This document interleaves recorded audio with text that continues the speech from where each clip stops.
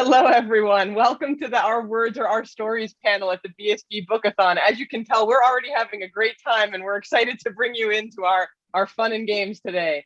I'm Nell Stark. I'll be your moderator today. I'm going to be introducing our panelists very soon. Before I do that, I also want to let you know that we are running a special 15% off sale until Sunday, tomorrow, at 11:59 p.m. Eastern Time, that's US EDT time, on various ebook titles by our participating authors. And we'll post the link to the sale in the chat roll, so you'll have access to that. And now on to the main event.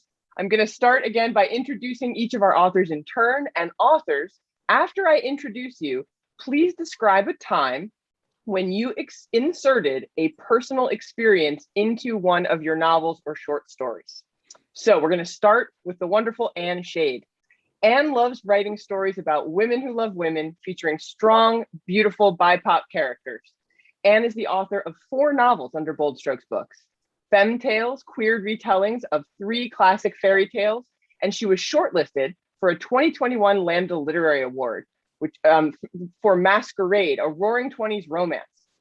And her upcoming release, Love and Lotus Blossoms, a coming-of-age and coming-out story.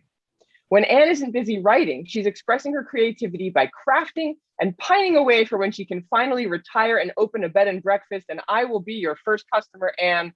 Tell us a little bit about a time when you inserted a personal experience into a novel. Let's see. So once Love and Lotus Blossoms comes out, then you'll know when that time is, because I inserted several personal things within Love and Lotus Blossoms. I literally tore a piece of myself off and just splashed it on the pages of that book. The character even grows up in the town I grew up in, went to the same high school I went to, visited the same places and records, even a record store that I used to go to. So that novel, that's the first one I've ever done that with, where I put so much personal in it. So that's a time when I've done that. That's fantastic. We're all really extra excited to read it now. And you may have some more questions about which piece of yourself you actually put in there. So you might have a follow-up in a few minutes. Okay. We're going to turn on to Michelle Binfield. Michelle is stranded on that rainy, tea-obsessed, and we just had a conversation about this, island off the coast of France known as the United Kingdom. She is tall, hopelessly romantic, and loves writing about women loving women. And I hope you're hopefully romantic, Michelle. I really hope that it turns from hopeless to hopeful. But in any case, tell us about a time when you put some kind of experience from your personal life into a work of fiction of yours. Oh, yeah. I couldn't decide which one to pick, but in the current book, there's a scene where they go to Brighton, the 2 main characters, and they sit very romantically in the evening in front of the disintegrating West Pier, which, if you know Brighton, it's on the south coast of England. There's an old pier there. And that is a story from my 22nd year on the planet or something. I can't remember exactly. With a crush of mine, it just didn't end quite the way it does in the book. I won't say any more than that. Yeah. It was a slightly disappointing version of a very much more disappointing version of that. The book is how I probably would have liked it to have gone. Yeah. Isn't that nice with fiction? You can make things that didn't go well in reality go very well. Exactly right. Yeah, the stones are kind of hard to sit on. They're certainly hard to lie on, but sometimes it's worth it. Yeah. Yeah. Oh, I love that. Well, thank you for sharing that story. Yeah. We all want to go to Brighton now, and that would be lovely. Yeah. We are going to move on to Gun Brooke. As a Swedish native, Gun lives in the countryside on the west coast of Sweden with her beloved 2 dogs. When she isn't writing her sci-fi or romance novels, she loves to spend time with family, paint, do crafts, listen to music, and binge watch her favorite shows or movies. Her latest all-consuming project is planning for a van conversion, and she was just telling us a little bit about that. Is that something we should expect in a future novel, Gun? And you can also feel free to tell us some time when you put a personal experience in one of your works of fiction. In my romance novel, one of my earliest books, Sheridan's Fate, one of the main characters was living her life out of a wheelchair. And since I have MS and I've been in and out of wheelchairs and all sorts of aids, and what was hard about that was not to make the story about me, but still draw from the experience. So And then I sort of indirectly used my mother because there are so many stories about my mom. My husband used to say he was genetically concerned. So there are stories in Course of Action that was directly from life, and I don't think anyone would believe that, but that was my mother. So those two, yes. That's amazing. Thank you so much for sharing that with us. It's very powerful to put those kind of powerful personal stories into your own work, and I appreciate you sharing those examples. We may ask you for more details. We're going to turn now to Victoria Villaseñor. Vic has been an editor for nearly 20 years, although she doesn't feel old enough to have done anything for that long. She writes under the name Grey Willows and lives in the middle of England. Possibly another tea drinker, Michelle, we'll have to see. So Vic, when have you put a personal experience into a work of fiction of yours? Hi, Nell. Hi. I think my, sorry, I'm in the middle of the countryside in France, and I'm having a little bit of connection issue. So bear with me if I, freeze in some kind of horrific pose. I think with my very first book, I worked out a lot of my issues. It was very cathartic. I had some characters in there that I thought, this is that X, and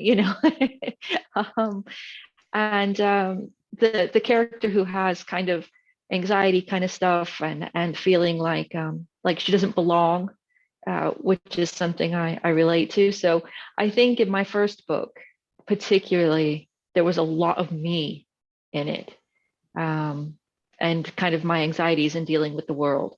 So I think that's probably my main area that I put into my book. From there, I've tried to broaden my horizons a little bit with regard to my characters. That sounds really powerful too, almost therapeutic, right? To work through it that way. Yeah, something we may want to come back to. But thank you so much for sharing that with us. And finally, but certainly not least, we have the wonderful Georgia Beers, who lives in upstate New York and has written more than 30 novels about women loving women romance.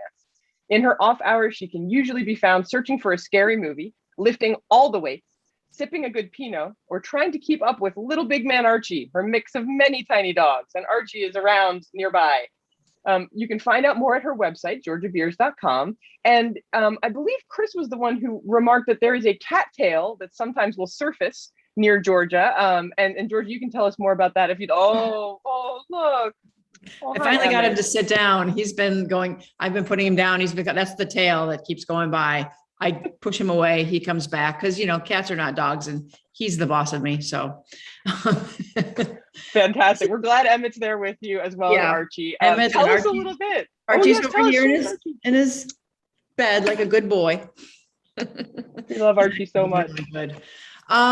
This was a tough question for me, both because I've been doing this for a long time, so I have several books, and also because I feel like I tend to put little pieces of life and little pieces of me in books rather than actual scenes or events. But I do recall, and I think it was in my very first book, Turning the Page, I sent my leads to a minor league baseball game on a date. And we have a minor league baseball team here in Rochester, and I've been to the games, and watching baseball on TV bores me to tears, but going to an actual game feels completely different to me. And so I had my characters banter about this and talk about the subject and go back and forth on the pros and cons of watching it on TV or going to the stadium. And after the book came out, my good friend Rachel Spangler called me and she was like, "You put our conversation in the book." And I was like, "What do you mean?" And she was like, "We had that exact conversation. It's word for word, Georgia." And I was like, it was like, it was not even, it didn't even occur to me that I'd actually had that exact conversation with somebody. I must have somewhere in the back of my brain gone, I'm typing what these characters are saying. And it was word for word, the exact conversation I'd had for her, like 6 or 8 lines about it. So that just made me laugh and laugh and laugh. I don't think that I've done something like that since, but I'm sure that we're going to talk about this stuff. There are little pieces everywhere. Mm-hmm. That's a great example of something that so became funny. We laughed. Yeah, it became a part of you, and you didn't even realize, you know, sort of from whence it came, and it just manifested in the novel. That's great. Exactly. Cool. Literally, no one's going to talk to you now, Georgia, for fear. No, right? There a popular T-shirt to that effect, right? It says something like, "I'm an author, right? Watch out, you may end up in my next novel." Something like that. Yeah, watch out, everybody. But we do still need you to talk to us. That's important. Yeah, most of us do anyway. So I have a great question from our audience. And audience, thank you so much for being here. We love your questions. Please keep them coming. This one is from Anne, and Anne is asking, have you ever included a character based on someone in your real life who done you wrong? Those are her exact words, done you wrong, and exacted your revenge or something else. How did that go for you personally and for the book? So this is such a great dramatic question. Have you ever, and you don't have to name names if you don't want to, but have you ever essentially done something to somebody in a book because you were angry with somebody in reality? Anybody want to wave at me to answer that question? I don't want to call on people for this one. I'll go. Go ahead, Georgia, please. I don't have a ton of exes, but I have some. And I have one that I've used her for like minor characters many times. She's usually the like wacko ex that shows up and disappears. She's somebody's like twice removed ex, but in my head, I know who she is. And so I'm always like nobody else would know. Nobody would read it and be like, oh, what did she do? Like, no, but I know. And it's been several books. That's fantastic. And it will continue. It will continue to be several books. So it's not done yet. This is not done therapeutic yet. It's how I'm working out. Going? Okay. All right. You're still working on it. That's okay. Yeah. Nothing wrong with that. I love it. Anybody else have a good story like this? I mean, not as good as that, actually, but I played for a football team, and there was a really poisonous player on the football team. I was in my early 20s, so a really long time ago. I don't think they would recognize themselves, but there's a character in my first book who's this just really toxic, poisonous presence in the football team that the two main characters play for, and it's definitely her. Yeah. I think she wouldn't recognize herself if she ever read it, because she probably doesn't see herself that way, but it's definitely her. Yeah. That's great. Yeah. I also had an ex-boss. Oh, do you? Go ahead. Please tell us. I put an ex-boss in several times, and the same thing. I don't think anybody would recognize him, but I know it's him. No, and that's all. And you're still exacting your revenge. Exactly. Yeah. Gunn, I think you had something you wanted to share. Yes, I have. There's an old teacher, a female teacher, that gym teacher. Now everyone who knows me knows who it is, but I don't care, because this woman shows up when I need someone really unfair and pesky and ruthless. Then I think of her. Yes. Okay. I'm so sorry you had that experience. That's just awful. Me too. Me too. Oh, that's great. Well, I'm glad you can get some of that worked out in the novel. Yeah. Yes. And do you have any examples of this? You've never done it? Not yet. No? Not yet. Somewhere down the line, someone may end up in one of my novels, but right now, no one's pissed me off enough yet to get there. I love that. No one's pissed you off enough yet, right? So you better watch out, everybody.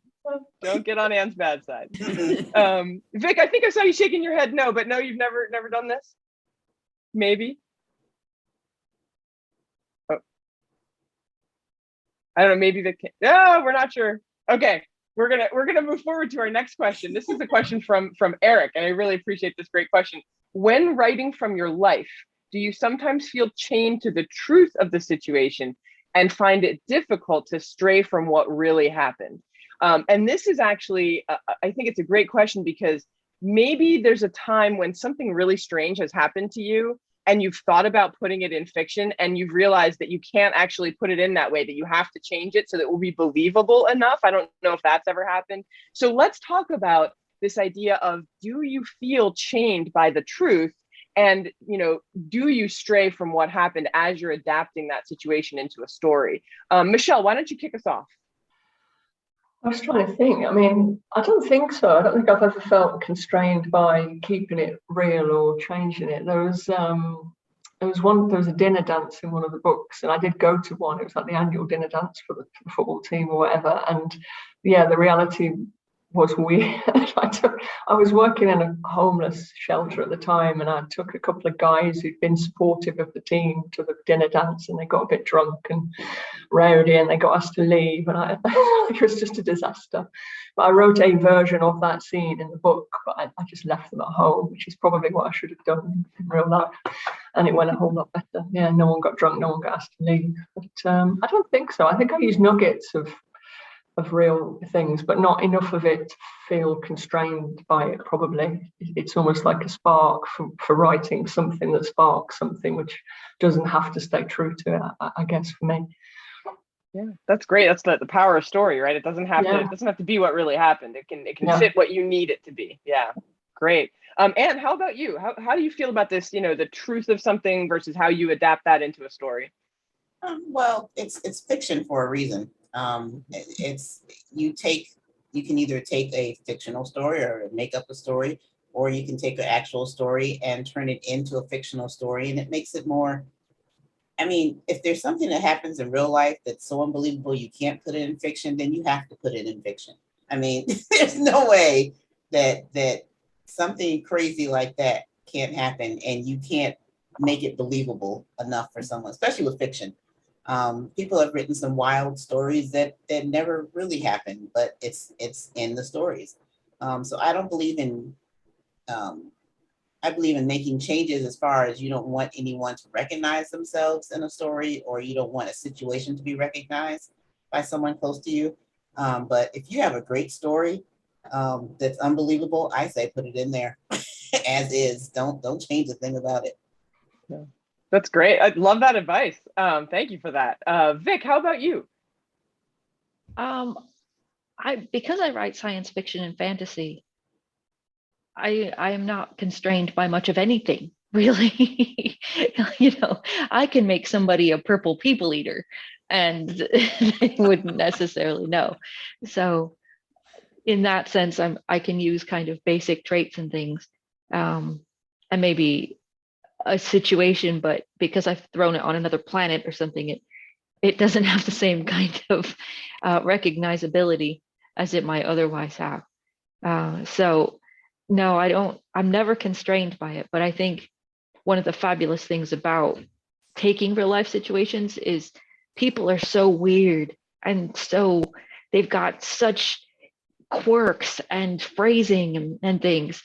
And using that kind of stuff, nuggets, as M.A. Binfield said, I think is a great way to liven up your characters and the story, kind of using that real life stuff, but maybe not making it quite so, this is my ex and look how much I hated her. That's great. It's almost like you're infusing certain aspects of, real situations and people into the characters and setting and situations that you're creating, and making them more real because of that.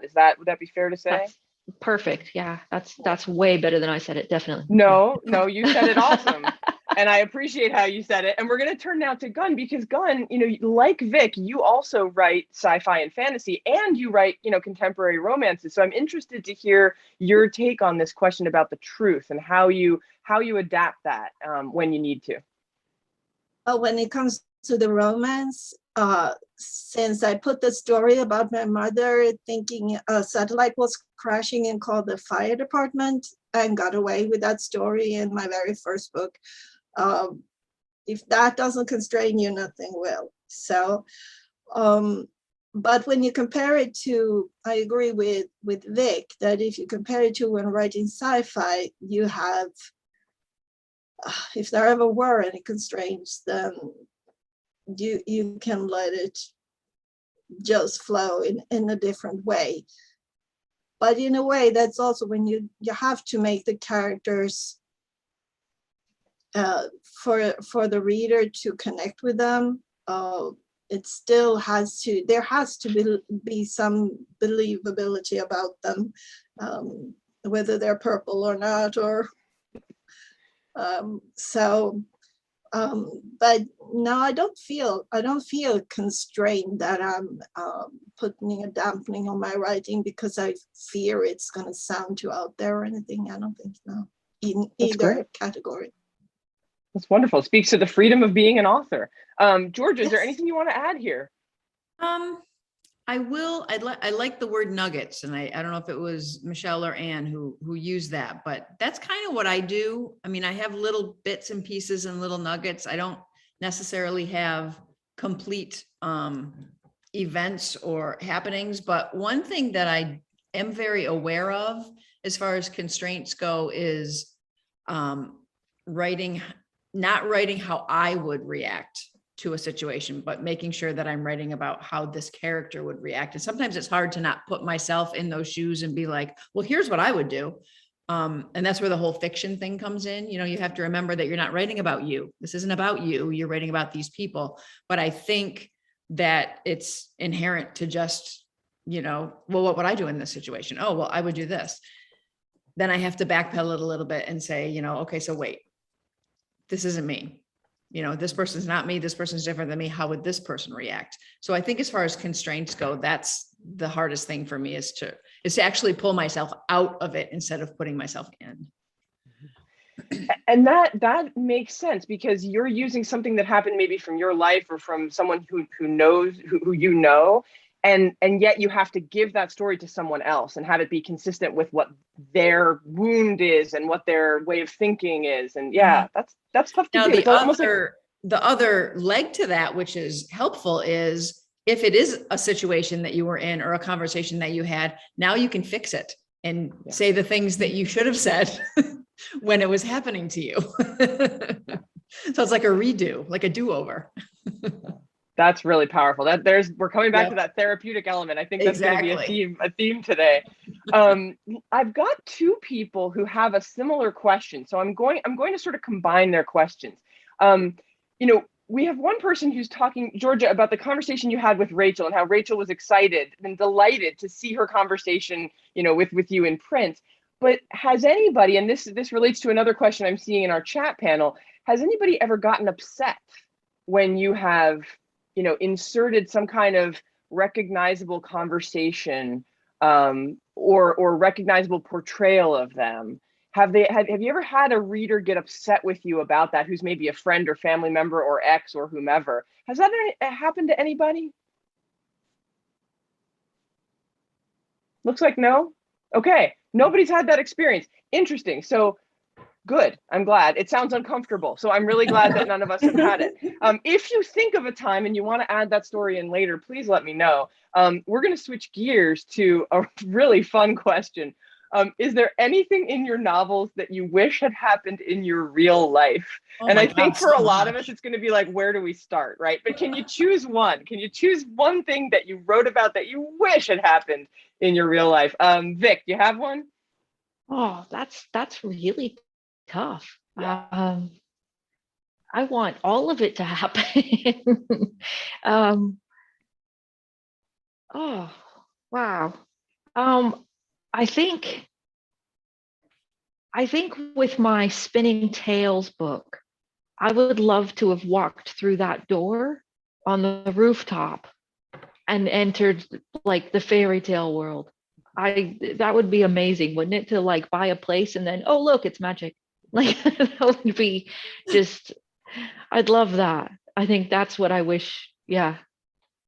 Don't give up hope. I haven't. Anne, how about you?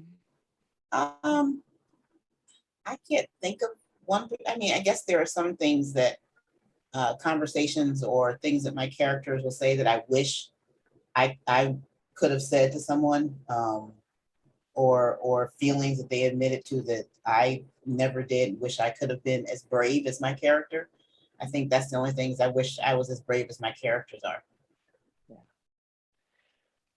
You know, that really hits me right in the feels. I don't know about anybody else, but they're all a part of you, Anne. I'm just saying, they're all a part of you. So yeah, but pretty brave. I turn into someone else when I write. So when I write, the things that my characters or the conversations that are had, or even the wittiness. Like some of my characters are very witty, and then I read it after, I'm like, I wrote that, and I wish I was that witty. I wish I had comebacks like that, because I sit there and think, I had a conversation like that like years ago, and I could have, if I would have thought of that then, that would have been so great.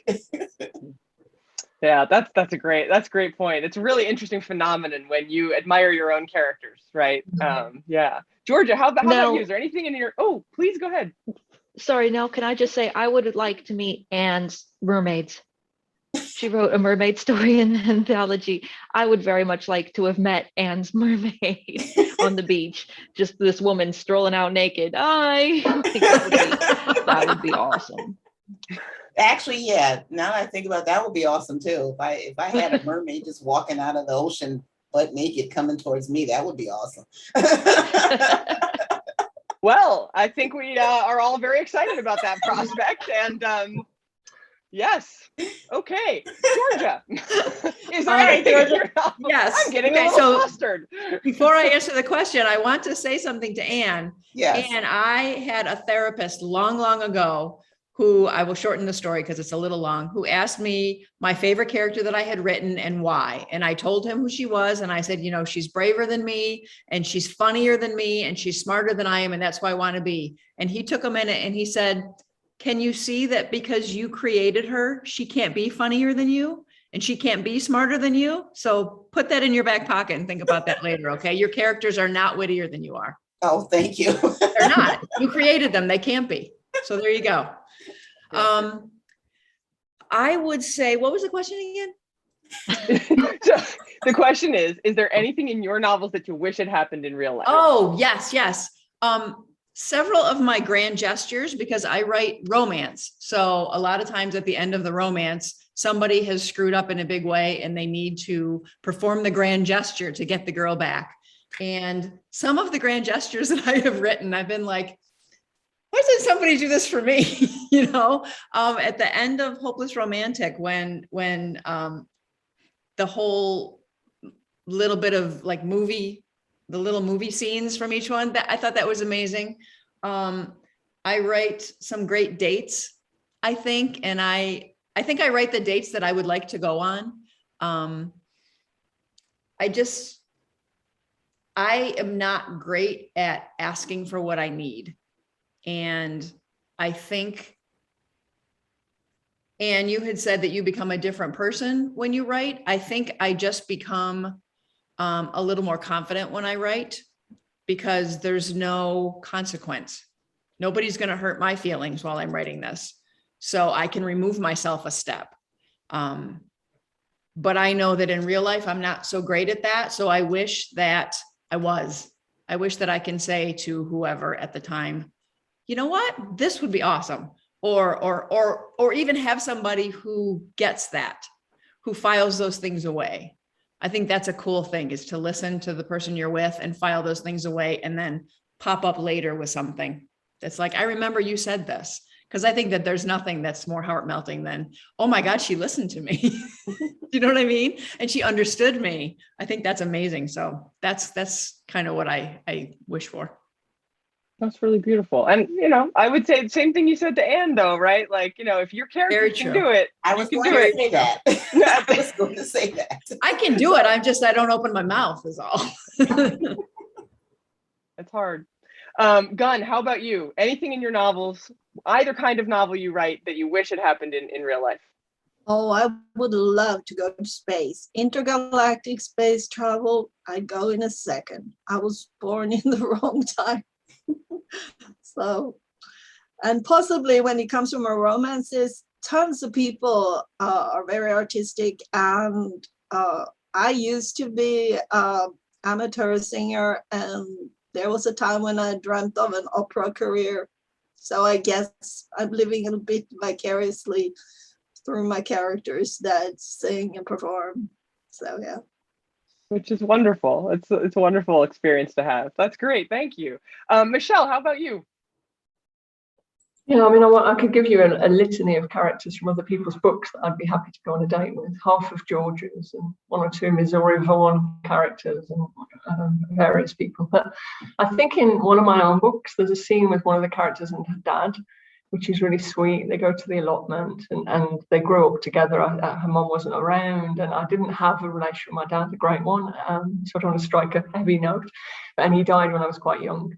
And that scene, there was something, even now when I read it, I can get kind of teary about it. It's not of consequence, actually. She goes there, she wants to talk, they're in the allotment, they eat a bit of cake, have some tea. But it's just, I don't know, there's an intimacy with her and her dad that I just probably feel a bit like the loss of, I suppose, because that's why I think it affects me so much. And then someone said to me, it's not very realistic. No one talks to their dad like that. And I was like, yes, they do. It was a friend that said it, not a reader. But yeah, they were like, that was the least believable bit of that book. I was like, shut up, because I was fond of it. So yeah, but maybe that, yeah, for me. That's really beautiful. That kind of, again, wish fulfillment, but therapeutically, right, is very, very powerful. Yeah. And people do talk to their dads that way. I believe that. I think so. I'm sure they do. Absolutely. And that actually leads into a really interesting question that just came across the dashboard here. A reader named Cheryl is asking, I'm always amazed in your novels, parents and friends are so accepting of the character's lifestyle, of being queer and open about that. Do you really find that to be true? And I think this is getting to a really great question of, you know, what do we choose to, what kind of relationships do we choose to put in our novels, and why do we make those choices, right? And do we find that kind of acceptance is the norm, or are we helping it along to become the norm by writing it that way, or both? So I'm just wondering if anybody has thoughts on that one, and I'd love to start with Gunn. You know, this sort of idea of what are these norms that we are writing about? Are they real? Are they wishful? Are they in between? What do you think? I think for me, it differs between whether I write the sci-fi, because usually in my sci-fi books, it is the norm. Being queer is accepted and normal, and nobody bats an eye. I'd say I have a sort of maybe 50-50 when it comes to the romances about it, and I think maybe that reflects the way I see it. Now I live in Sweden. It can culturally be different from America, maybe. But maybe that's why I think it's maybe more slanted towards the norm. And us writing, I guess we're, at least in my case, maybe influenced by what I see living here. Well, that's wonderful. That's great news. Yeah. Anne, what do you think about this question of writing about, you know, acceptance and you know, is that coming from reality, or is that something that you're hoping to impose upon reality? What do you think? Well, in Love and Lotus Blossoms, the main character's mother is not the least bit accepting. So it depends. In some of my other books, in Masquerade, she didn't think her parents would be accepting Celine, so she never said anything, but she's probably right. They probably wouldn't have been accepting. Society wasn't accepting at that time. I do try and give my characters some type of support system from a character because it's something that I wish everyone had. And it's not, with Love and Lotus Blossoms, it's not as accepting as people would like, especially with the mom. She's vehemently opposed.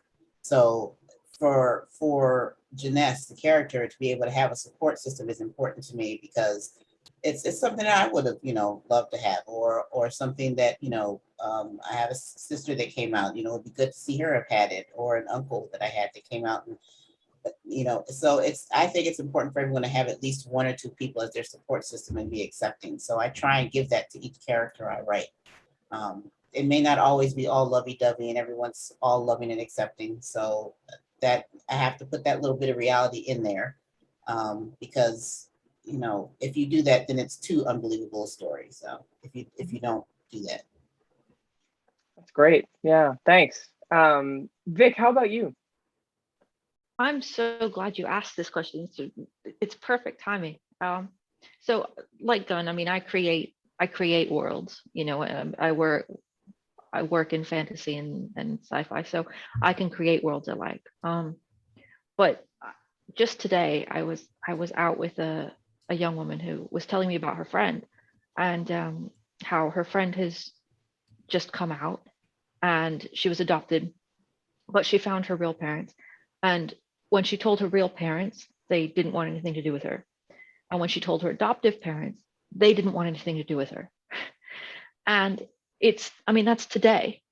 So I think for me, I want to give people books where they can see full acceptance, where life is good, and it's a genuine escape from this and from the heartache that they might be experiencing. You know, I want to give them a kind of utopia, hope, and a world without that kind of judgment and anger and all that kind of stuff. I suppose because it's fantasy and sci-fi especially, I want that kind of escapism. And they can just snuggle down with a book where people just can be who they are. Yeah, and that's so powerful. And I think there are some people who might say escapism isn't what we need, but I would argue, no, we do. We need to know what is possible, right? And sometimes that escapism gives you hope when you don't have much of it. And that's so powerful. Thank you for all of your stories that do that, everyone. Michelle, how about you? What would you say in answer to this? I think, I think when you write romance, there's a sense of wanting to give someone something that feels good, that feels nice. You know, it's not, you're not writing some sort of gritty Joyce Carol Oates type book that's going to leave you feeling depressed for 3 weeks, and hopefully not anyway. So I think I have had parents or, you know, significant people who've been not accepting, but they always sort of get their comeuppance. And I think, like Anne said, I think that giving people plenty of support and lots of other counter support systems, I think is really important, because I want people to read the books and feel good about their choices and their lives and that sort of thing, not feel bad about it. But it is a fact that not every parent, not every sibling, not every friend is accepting. So I think reflecting it sometimes, but making clear it's not acceptable, and there's a lot of other support. I feel comfortable doing that, and I think in a way it's like a teachable moment. But I think it can show that even if that happens to you or in your life, someone isn't accepting, generally, you know, there'll be people that will be, and you can get that support from other people, you know, your siblings, your friends, maybe not your parents. So I've liked to be able to do that, actually. You know, in 1 or 2 cases, people have come around as well, and I think that sense of people coming around to accepting it is also a powerful thing to read in a book, because it gives people that hope too, that even if there's you know, disapproval, it isn't forever. You know, when I came out, my mum wasn't sure, you know, and was a bit disappointed and whatever. And then over time, just got more and more comfortable with it and embraced my partner, you know, as if she was a daughter. So I think that's the other part of the journey that you can show, is that it's not a fixed state of disapproval either. And it's a privilege, I think, to be able to show that positively, to show that change positively for our community, I think. Very, very powerful mission. And thank you for sharing that personal experience of yours too. Yeah, it will ring true for many people watching, I know. Georgia, you've written over 30 books, right? So you've written so many different kinds of stories where there's acceptance, where there isn't. Tell us a little bit about what that feels like for you and how you think about it in the future as well. Well, I think both Michelle and Vic used the word escapism, and I write romance, and that's what romance is. I also tend to not write a ton of angst, but I have written books where there have been like it's been part of the plot line is, you know, a parent or a sibling or a best friend is not as accepting as one would like. So I have written those stories, and I think that if they're integral to the story itself, to the plot itself, then they need to be there. But for the most part, I kind of, and I'm thinking back to, it's hard to go all the way back because I'm old and I can't remember anything anymore. But some of the earlier books, I think I dabbled more with that whole non-acceptance thing in my first several years of writing. But now it's much more, if it's part of the story, I'll put it in there. And if it's not, I don't, because I kind of agree with what Vic says in that I want to create a world for my readers where they don't have to deal with that, because they deal with that in real life. And I know that you could have the argument of, well, I need to see this in a book, but as far as what I write, I want you to be able to get away from that for a while. So if that means I'm writing people that are accepting and friends that are accepting and parents that are accepting, then that's what I'll do. And honestly, it feels a whole lot better to write it that way. And like Michelle, I have parents that my mom is very accepting. She was not in the beginning. She struggled a little. Both of my parents did, but with time they came around and they're great now.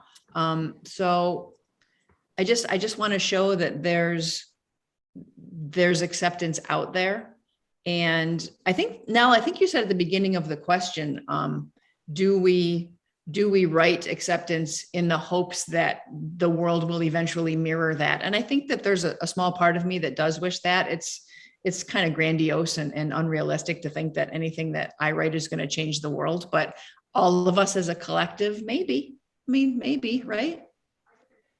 I think what each of you write can change the world for people who read, right? And whether that's one person or 500 or 500,000, that's how change happens, right? It happens one person at a time. And stories are the most powerful force in the universe, as far as I'm concerned. I think we all agree that that's true. And so, you know, it's still a radical act to write women falling in love, queer people falling in love and being happy. It is still a radical act. There's a lot more books out there and a lot more time periods out there where that was never a possibility. And so I think we're all changing the world, you know, maybe very slowly, but that doesn't mean it's not happening. So yeah, kudos to everybody who's doing it in all the different ways, because it matters. It really does. I have a great question that's really different. This is about setting. So I want you to sort of like, you know, readjust your brains for a second. If you use a setting in your story that's a real place, like a city, a neighborhood, a national park, etc., do you keep the details accurate? Do you create things that might not be there? Do you weave both together? How do you do this? Georgia, let's start with you, since you were just sharing. What do you do with setting? This is interesting because I have set a couple of books in, like I set one in suburban Philadelphia. And I think I set one somewhere in Ohio, but I generally tend to set the majority of my books in the same place, which I lovingly call not Rochester. So it's always upstate New York. It's very similar to where I live, but there's two reasons. It's twofold why I do this. One, because I'm lazy, and I don't want to research because I hate it.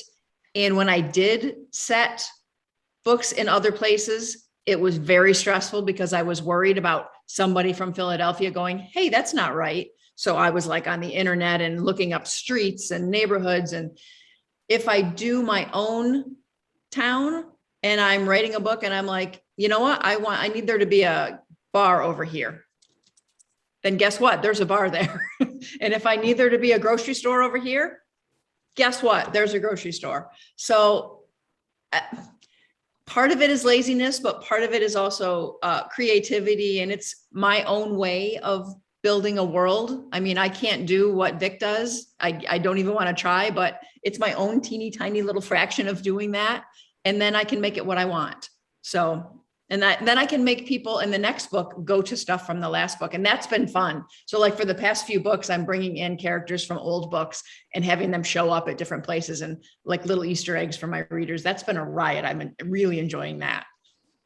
But I do think accuracy, if you're going to use someplace real, accuracy, I think is important. Well, that makes sense. But readers of Georgia Beers, you can tell us in the chat how much you love that. I think it's so fun to meet old characters. It's like seeing an old friend on the street and being like, "You're here! I'm so glad you're here. So great to see you." Vic, your name was just invoked. I'm going to turn first to you and then to Gunn, because you create these worlds that maybe don't exist, or parts of them are just completely, fabricated. What do you do to make it real? Yeah, I like that I've been invoked by Georgia. There's something about that that's very. The only world I've done that doesn't have any real world stuff is Changing Course, which was on a different planet. But actually, all my other novels are based in cities, and I love the research.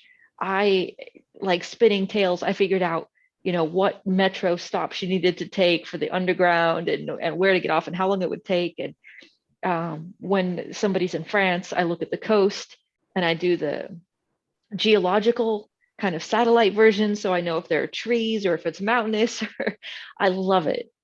For me, it's one of the joys of writing it, is getting those details right. Like Georgia said, they're important if you're going to use them, because you're probably going to have readers in those areas who will go, "No, that's not right. I can't make it from here to there in that amount of time."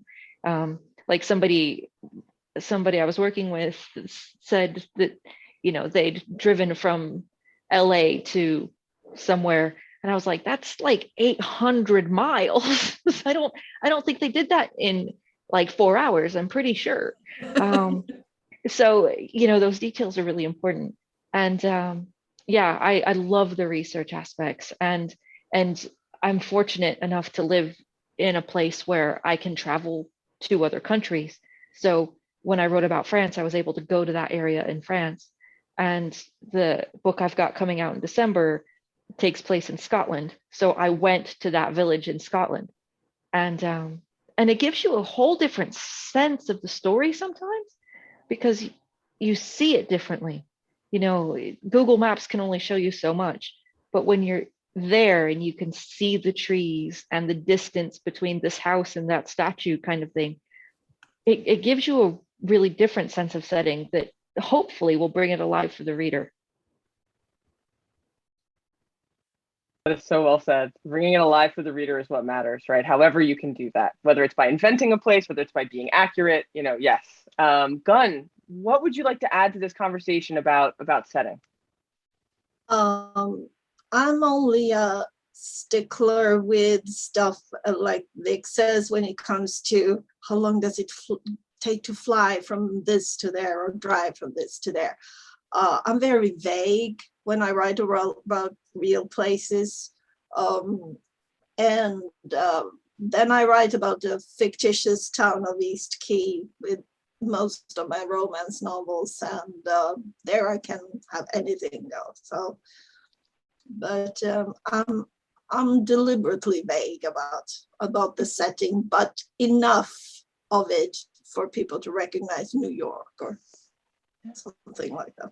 I love how you put that deliberate vagueness. Your readers are smart. You can be vague and they will fill it in, and that's really powerful for them too. That's a great point. Michelle, what would you like to add about setting here? How do you do that?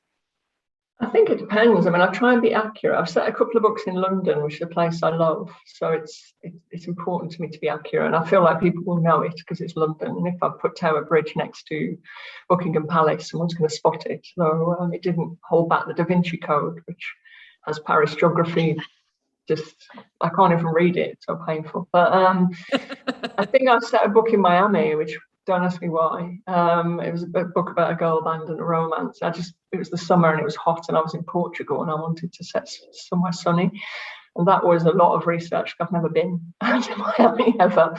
And and I've never been in a girl band or anything. So I'm not sure how accurate that was. I did my best. But yeah, I like to take the characters to places I kind of know, like this cafe with this shuffling old woman that used to make these fantastic fried breakfasts, and it's not there anymore, but it's a lovely place. So to recreate that in a scene was such a labour of love for me. Or there's a curry house in Brick Lane I used to love to go to that also closed.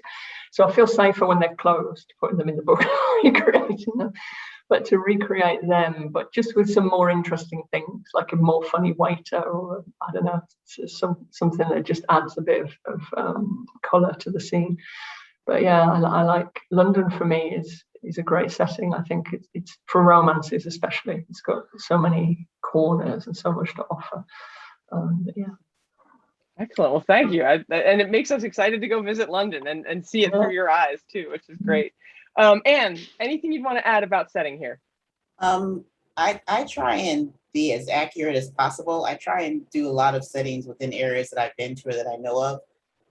I know my very first romance novel was a het romance many decades ago. I actually I was 5 months pregnant and went to New Orleans by myself so I can do research on New Orleans, because I was so determined to make sure I got as accurate as possible with the details of where everything was happening. And with Love and Lotus Blossom, because it takes place in my hometown, there are little tidbits in there that people that are from that area are going to recognize, like a record store called Disco Brown's. That was like the place where we hung out. There was a department store called Hanes. It was the Macy's of New Jersey. So there's little things. I try and be as accurate as possible. Next year, I'm going to Japan to research for a book about a geisha that I want to do. So I try and travel. It's just my excuse to travel. I try and go to places that I want to set books so I can at least get the information right. That's fantastic. And yes, a great excuse to travel. So we are out of time. Panelists, what I'd love for you to do, please put the title of your most recent release or a forthcoming book in the chat so everyone can see it and everyone can go grab it. Vic, Gunn, Michelle, and Georgia, thank you so much for a really wonderful and inspirational conversation today. And thank you all who decided to attend. Have a really wonderful day and stay safe. Thanks again. Thanks, Bye, everyone. Bye. Bye.